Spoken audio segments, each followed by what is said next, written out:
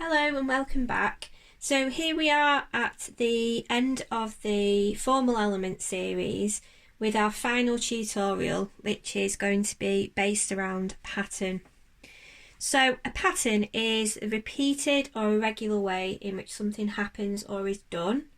A pattern is an arrangement of lines or shapes, especially within a design, so it's a repeated shape or pattern.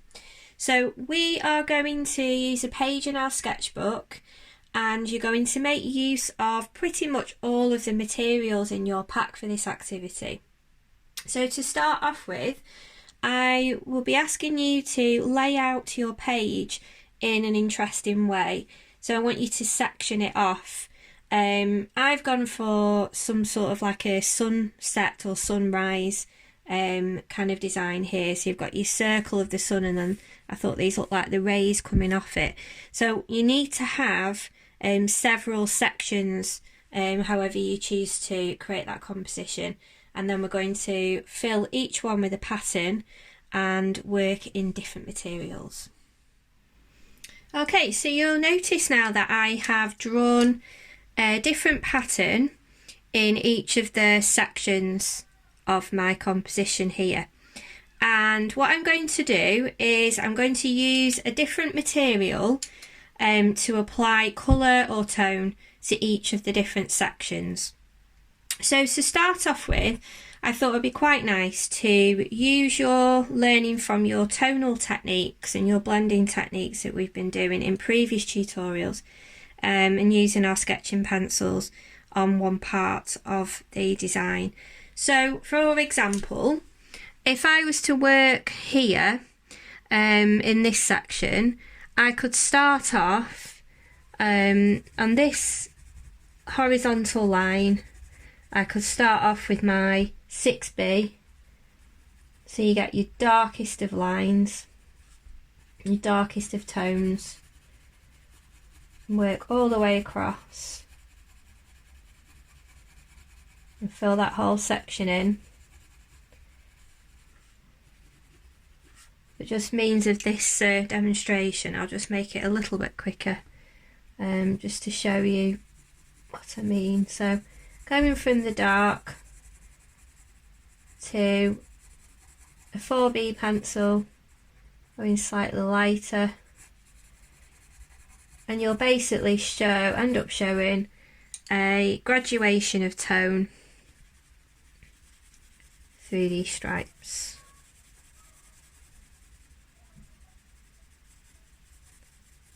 So obviously you would end up going the whole way across. Use your blender if you need to as well.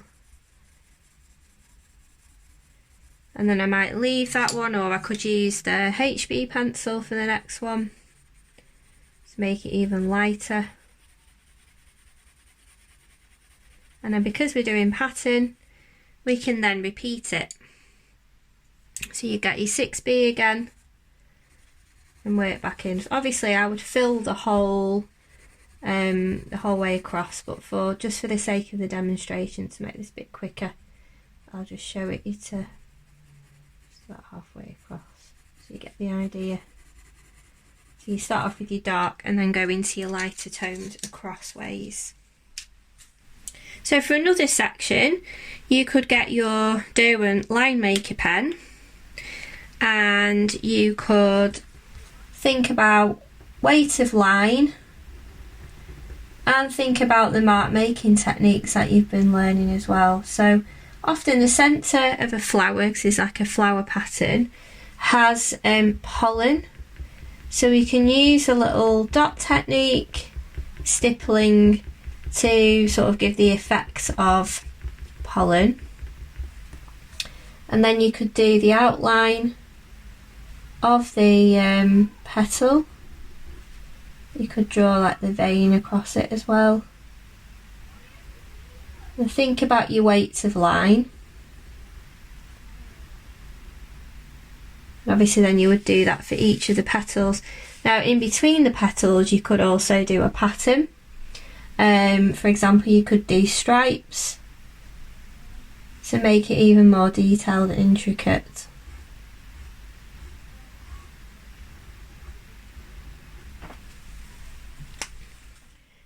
into using the coloured materials.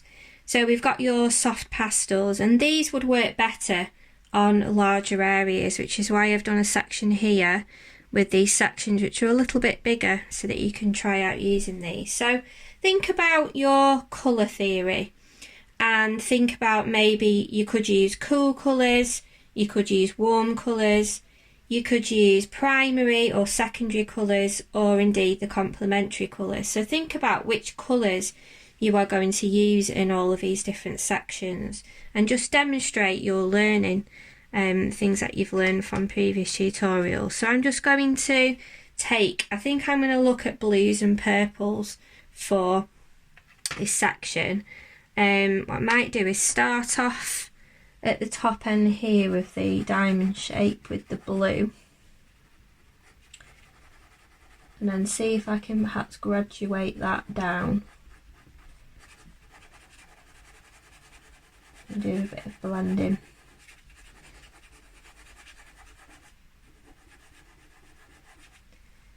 Go for the purple next, blend them together. So that nice graduation going from the blue into the purple.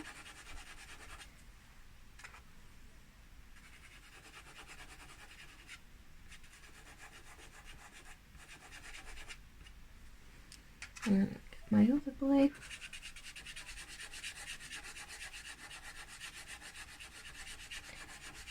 So these are your nice cold or cool colours.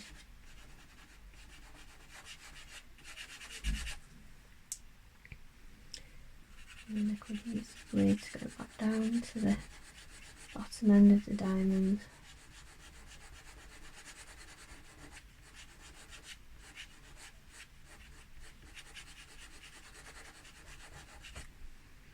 Maybe work a little bit more purple in.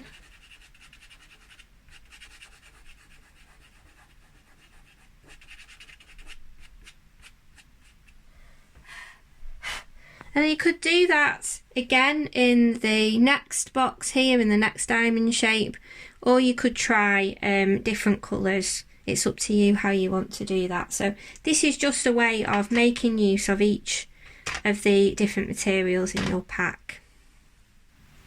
This time I've got the oil pastels out for the next bit, and I thought they might work quite well in this wavy section here. So again, you could think about your colours that you might want to use, secondary colours, primary colours, complementary colours, warm or cold colours.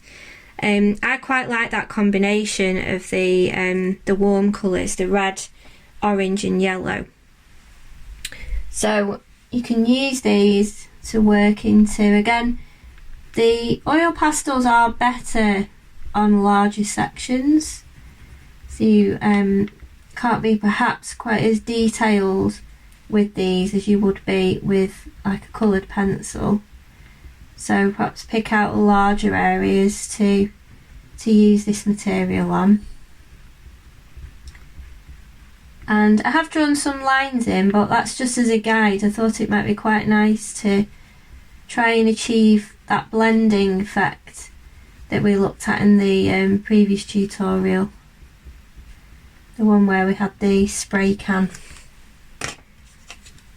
So from the red you could go into the orange, and then blending really nice together.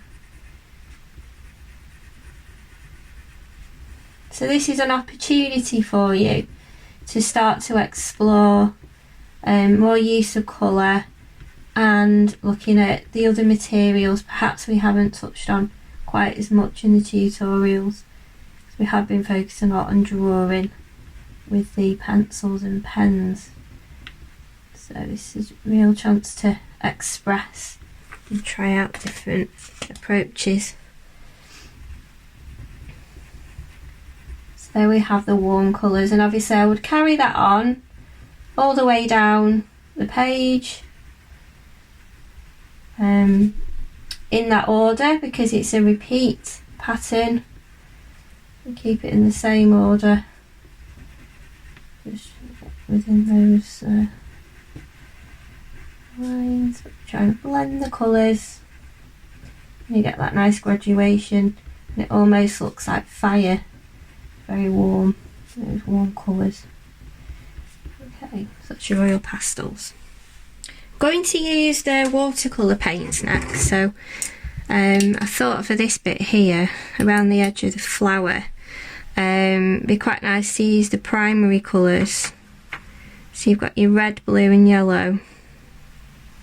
So load your paintbrush up, and when it's quite an intricate small area, steady your hand and make sure your fingers are quite far down the paintbrush. It gives you more control, so it's like more like when you're holding a pen.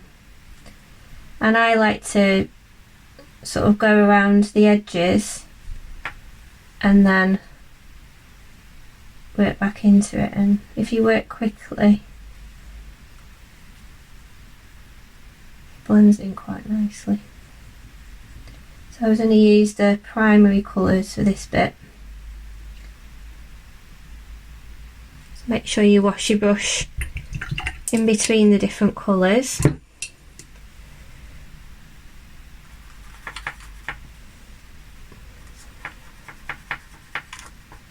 I've got my yellow next. Let's get a little bit of water off that, just blot it on the kitchen paper. And then the same again, just work the edges. Sometimes it might be better to wait for the watercolour to dry that you've already got down the paper. As you can see there, it's just bled a little bit. But we can try and blend that in. Blot it a bit with a kitchen paper and go back to it, but it is often better. Give that a little bit of time for it to dry before you go in with your next colour. It doesn't take very long to dry this paint. Okay, so using your watercolour on intricate parts of your design, and it works quite well on smaller bits if you really control the paintbrush and hold it like a pen or a pencil. So now we have the colouring pencils, and these are really good for doing more detailed, intricate parts of your design. So like the polka dots I have here at the top end of my page. They're also really good, for example, if you wanted to work back into this, having used your line maker, you could then add colour to these stripes. So really good for refined and detailed areas. You can use them for larger areas as well. If you ensure that you're building up and not going in too hard with your pencil,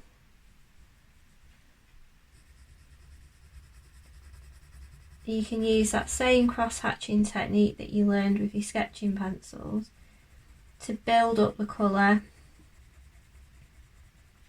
and the intensity, and ensure that you get good coverage of the paper so there's no white showing through.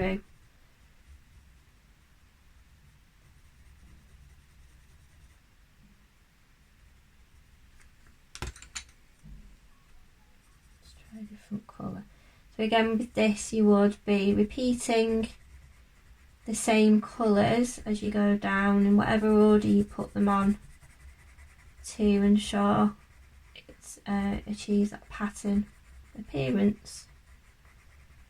So there you have a page there that you can go to town on and have a play, try out the different materials, think about the colours that you're using that go well together, grouping them together, showing you're learning about the primary colours, secondary colours, warm and cold colours as well, and see what an amazing, bright and eye-catching page you can create.